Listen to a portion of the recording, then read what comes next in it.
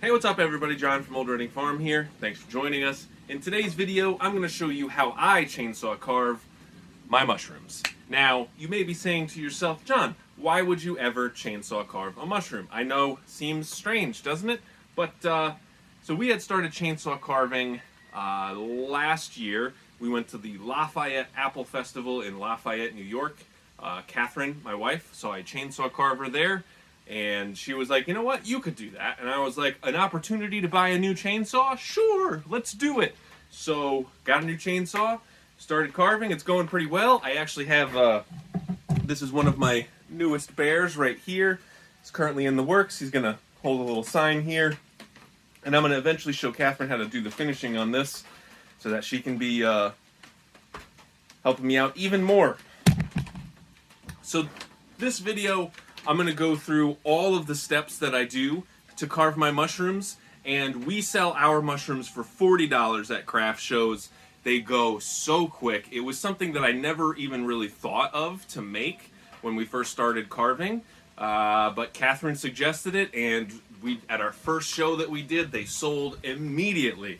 And now we sort of found the best method, or the quickest method to carve it, and then Catherine does the painting on it. In and out the door. Like, we cannot have enough of these things. So let's get started. So one of the reasons why this is one of my favorite things to carve is because it is so simple.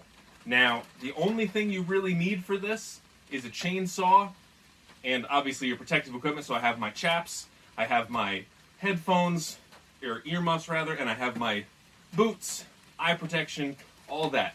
The only chainsaw I have right here is a stock MS170 with a 16-inch bar, and that is all you will need for this. That's one of the things that I love. It's so simple. I just need the one saw, and it works great. I also have here the Rockwell Jaw Horse, which you don't necessarily need, but this thing, I think it was 200-something bucks, and besides the chainsaw, this is one of the best purchases I've ever made, especially for chainsaw carving. It just makes it so much easier and faster to carve. So now that you got all your materials set up, let me show you how we're going to do it. Alright, so first thing that's going to be is setup. And now what you're going to do is you're actually going to carve this upside down. So this is going to be the base of it, and this is going to be the top. So when you're setting this up, you want to take your widest part of your log and set it down. And the reason why we do this is because once you carve the angles on this thing, it's going to be really hard for the jaw horse to hold it. So you cut your base first, and then you cut your top. So the first thing that I'm going to do is I'm going to take my chainsaw, I'm going to make a mark all the way around, and that's going to basically be the dividing line between my base and my top. So the stem and the cap. And so once I have that all the way around, I'm going to do my best to keep it as level as possible, but it doesn't really matter. I mean, these are rustic carvings, right? And then what I'm going to do is I'm going to do 4 diagonal cuts to make this into a square. Is that a square? Into a square. Square at the top with it, and it's going to angle in. And then once I have that square on the top, I'm then going to take my chainsaw and I'm going to cut those edges off to try to make it as round as possible. So then it's going to kind of be an octagon, and then from there, I'm going to take my saw and just, do a little bit of sanding. So when you sand with the chainsaw, you're just going to barely take the tip and just kind of touch it a little bit, lightly skim the surface of the wood, and you just sort of do that to make it as smooth as possible. And again, these are rustic chainsaw carvings, and these are going to be inexpensive, so I'm not going to go crazy with the base. It's just got to be smooth enough for me. Here we go.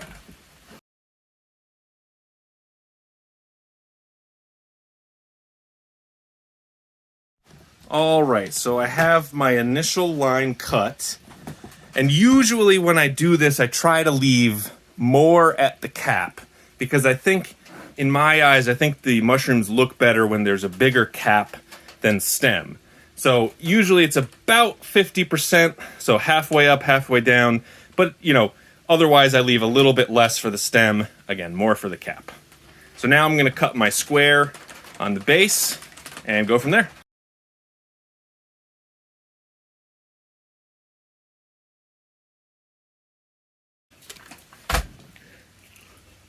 So one thing I forgot to mention, so when you're cutting these angles, so you do want to cut in, and then you want to stop when you hit this line right here, your cut line there.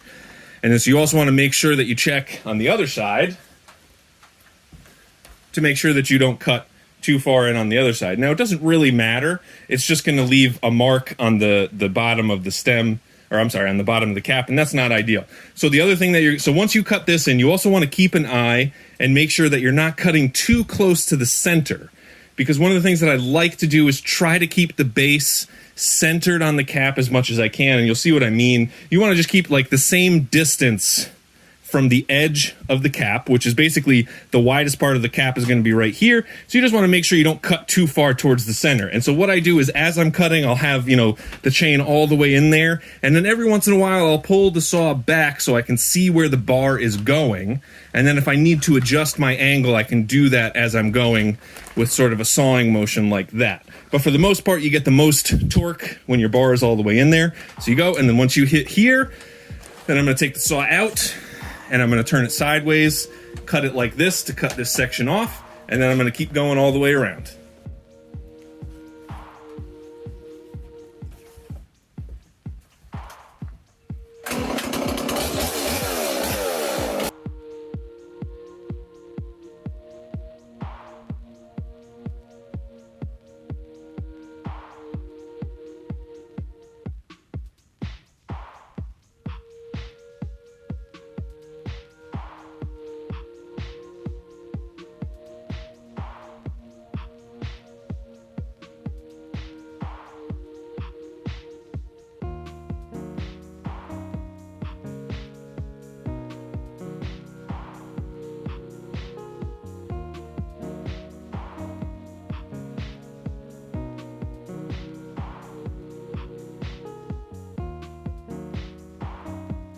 All right, so you can see I've got this all squared off, and it's pretty centered. I think the stem is a little thicker than I like it. I actually like a thinner stem because I like the contrast in size between, you know, right where the stem meets the cap and where the cap is, because the cap is going to be a little bit less wide than this log actually is because we have to cut off the sapwood and the bark. So what I'm going to do is as I cut these down, I'm going to cut a little bit extra off, and I'm going to angle my saw in a little bit more, and then I'll probably have to cut a little more on this side, but that's fine. And so what I also try to do is on these edges, I try to cut like a curve, not that drastic, but sort of just like a little curve in there, just to give it a little more drama, a little more movement. But again, you know, you could also go crazy and give it some texture on the bottom of the cap. But this being a $40 mushroom, it's going to be sort of cheap and quick, or inexpensive and quick. You don't want to say cheap, but, you know, this is one of those things that's going to be a quick carve. It's one of those, you know, low barrier to entry products for people. Once you get good at this, you can get these going real fast, and they're great little movers. All right, so now I'm going to cut all the little edges off of this, and I'll check in when that's all done.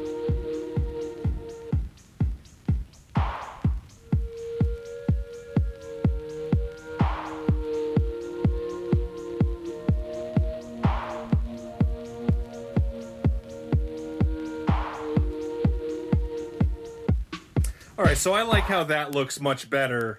You just get and you know, I'm basically looking at it where either this side or the other side is going to be the front, and this is going to be the side. So like when you have this all cut and set and displayed, people are going to be looking at it this way, and you'll see what I mean shortly. So now I'm going to take the chain and do a little bit of sanding. So you see how there's just, you know, some of this little texture here, and you can see the lines. So what you're going to do is you're going to take your chainsaw and just lightly touch it a little bit. And I usually go with the top of the bar and just kind of lightly sand it. And you're just lightly touching it and just going up and down, not at full throttle, probably about medium, just to get rid of some of these lines. Again, you don't have to go crazy. Just do it a little bit to make it a little bit more smooth and a little less obvious that there's straight line cuts there.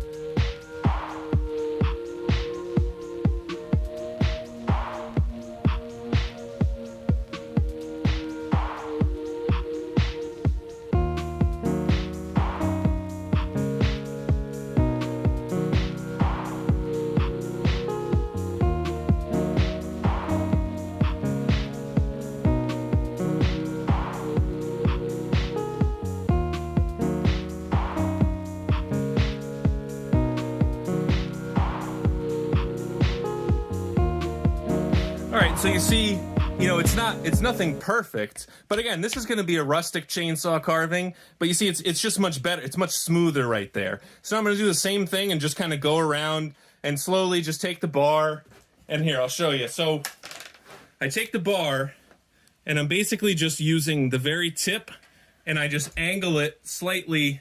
I guess that's hard to see. Hold on. Let me get a better angle on that.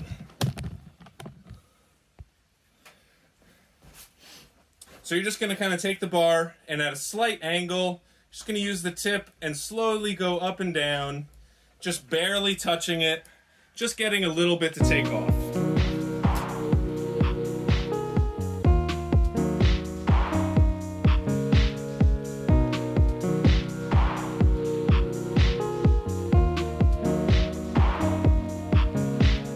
All right, so easy peasy. We got this all sanded down. Now, one of the things about carving wood out of the round is that eventually they will crack. So the next thing that we're going to do is we're going to do a relief cut right into the center of the pith, which is basically the very center of the wood. Because what happens is wood is a circle, and as it dries out, you know, it tries to shrink, which means that it's going to pull the outer edges around. And that's why you get a crack like here sometimes, because it's, you know, think of the wood like this. It's going to try to shrink, and so when it shrinks, it opens up on the outside. So to try to control that, remember what we said before, where like this is going to be the front, and this is going to be the back, or you know, vice versa. So what I'm going to do is I'm going to do a plunge cut right into the center of the pith, and then just do a little bit of a slice out to the outside edge. And what that's going to do is that hopefully, if this does crack, it's going to crack right along the side and not in the front or the back. So that way, you know, basically where we plan the front of the carving to be, we do everything that we possibly can to make sure that it's not going to crack in the front. Now, I mean, it's a rustic chainsaw carving. It's wood. It's going to be outside. Wood shrinks and expands. It's going to crack. So that's why we always tell people, you know, it's 100% crack guarantee. Just can't promise when or where. But again, we do everything we can to make sure that it cracks in the right spot. So what I'm going to do is I'm going to, like I said, I'm going to do the plunge cut, do the little relief cut, then it's time for the cap. And this is one of the reasons why I love this jaw horse. Watch how easy it is for me to change positions on this.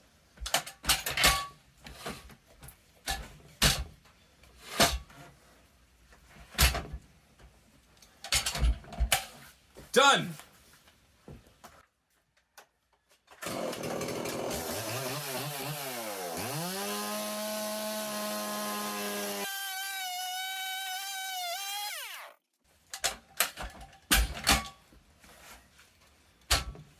All right, so you saw me make a little bit of a boo-boo right there, huh? So I was trying to be extra good about it. Usually I don't make that big of a relief cut. But so, since I decided to on this one, I'm just gonna, what I'll do is, when I finish this, I'll take one of these little shims, a piece of the actual wood that I carved off, and I'll stuff, or maybe I'll even do that now. I'll see if I can just stuff it in there, put some glue on it, and then we should be good to go.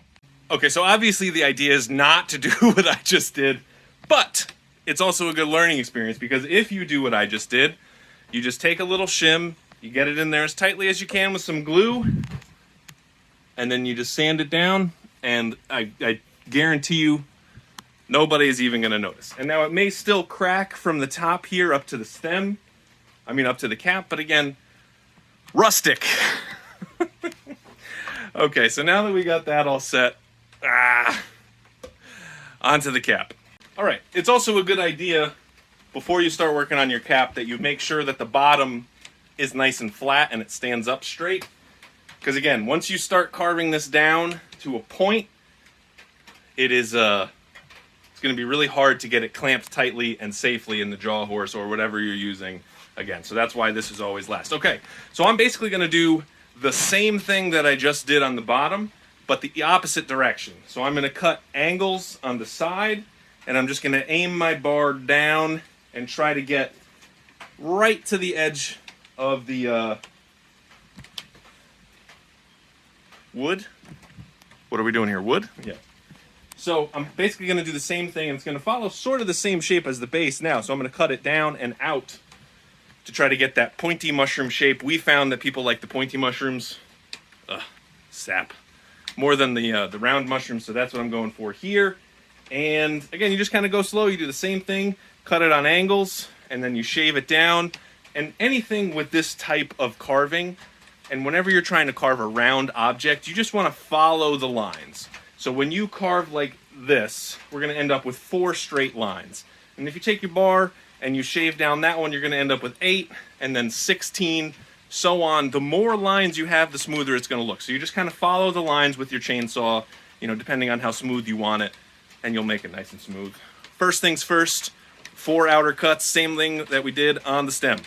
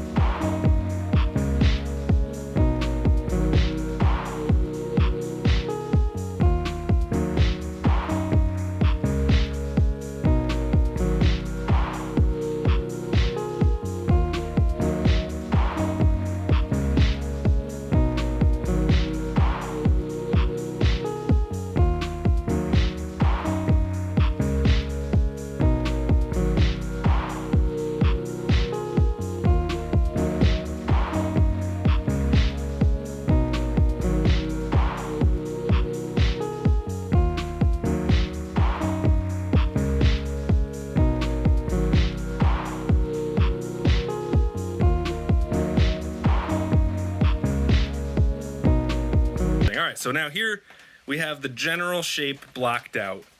And so 2 things to make sure that you're doing. So when you're carving this one, you want to make sure that when you get towards the bottom here, you're holding the top handle of your chainsaw, not the side, because I found that no matter how hard I feel like I'm holding it here, the bar has a propensity to just go down when you finish this cut. And so especially if you have one of these, you know, you can see several times where I've clipped the top of this, and say goodbye to your nice sharp chain. You got to take some time and resharpen it after that, and hitting metal is never good.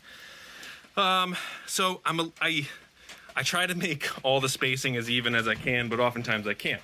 So anyway, the other thing to keep in mind when you're doing something like this is that carving from a single block of wood is a subtractive art form, meaning that you take stuff off to create the shape. So you can always cut more off. It's much more difficult to add on. So I always try to aim for bigger, and then I can shave it down. So what I'm going to do now is I'm going to do the same thing that I did on the bottom. So I'm going to follow these lines at an angle. So I'm going to cut it basically at a 45-degree angle right here and go straight down that way. And as I get towards the end, I'm just going to curl it down a little bit, and because this bottom edge is going to end up being basically straight up and down.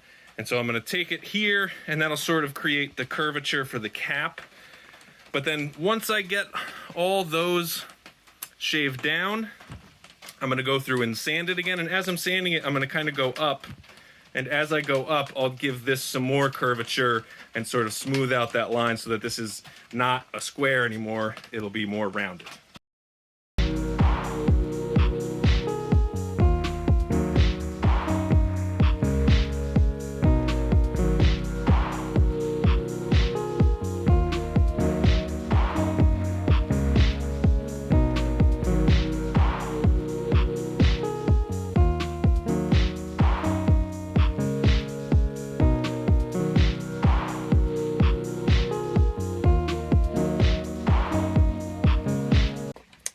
All right, so he is almost finished. And you can see he looks pretty nice and smooth. And so these are all going to be painted. I think if you were just going to do this like natural, get that bark off. If you were just going to leave this natural, you may want to like actually sand it. But because my wife paints all these, they end up filling in a lot of the little chainsaw marks. And again, rustic. So the last thing I'm going to do is I'm going to come in on an angle and just cut this little edge off. So you can see there's these little teeth marks right on the edge here because that's the end grain. So I'll just go with the saw on an angle and cut a little miter on the edge there. You'll see what I mean in a second.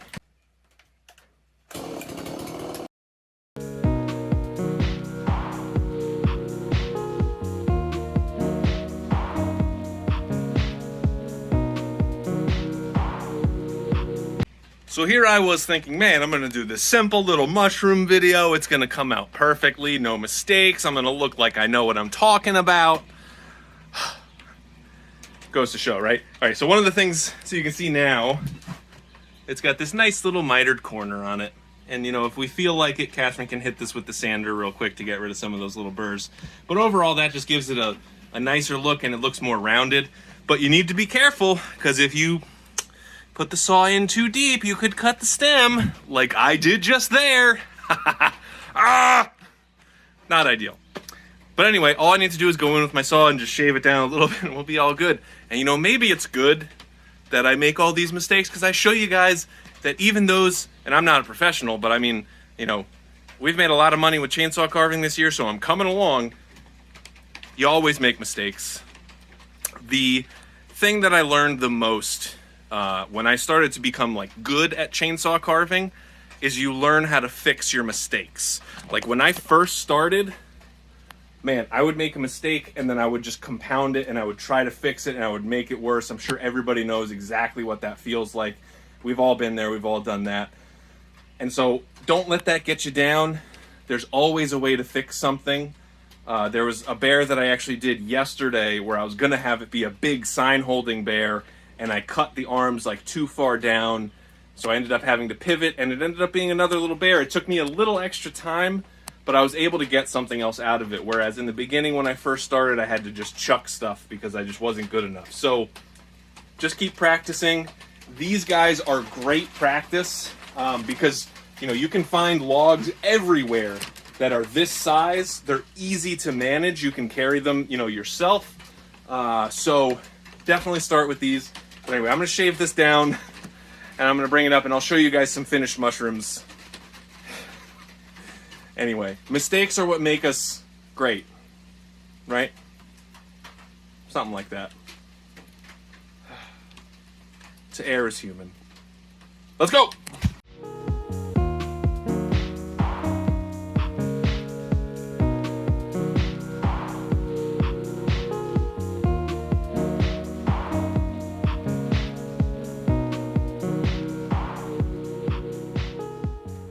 So never mind that little spot. It got rained out a little bit. So look at all of these MFing mushrooms. Okay. I think it happened a couple times because we did these and it was humid and we painted and then it rained the next day. But so this is like the production line of all these mushrooms. Look at all these freaking mushrooms. So you can see like they're all sort of similar but different too. And you can use this sort of system to make any size mushroom you want, from ones that are, you know, bigger, smaller ones, and even really, really big ones. So I basically did the same thing. You know, it's like, you know, we have the tractor so I can flip these over pretty easy, but same thing, build them upside down and flip them over. All right, guys, thank you very much for watching this video. We really appreciate it. I hope you learned something. If you have any questions, leave them in the comments down below. And we'll see you next time.